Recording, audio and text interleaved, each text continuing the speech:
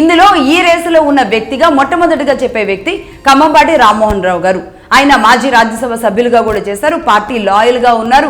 ఒక dignity person, సౌమ్యంగా ఉంటారు. మరీ ముఖ్యంగా ఆయన ఎక్కడ కూడా ఎలాంటి కాంట్రవర్సీస్లో ఉండరు. అవునన్నా కాదన్నా, మంచైనా చెడైనా పార్టీతోనే నడిచే వ్యక్తి.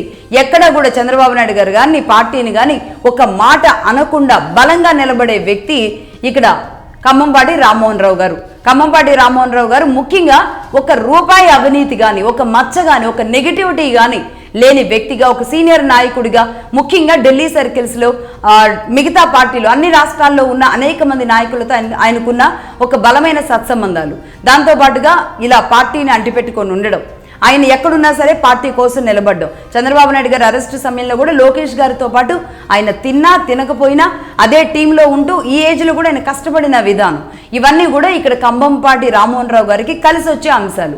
అయితే ఇక్కడ మరి పాత తరం కాకుండా కొత్త తరం అన్న ఆప్షన్ తప్ప మిగతా ఏ పారామీటర్స్లో చూసినా కమ్మ సామాజిక వర్గం నుంచి ఎవరైనా రాజ్యసభకి వెళ్ళాలి అంటే ఇక్కడ ఖమ్మంపాటి రామ్మోహన్ రావు గారు 100కి 200% అక్కడ యాక్టింగ్ పర్సన్గా ఉన్నారు.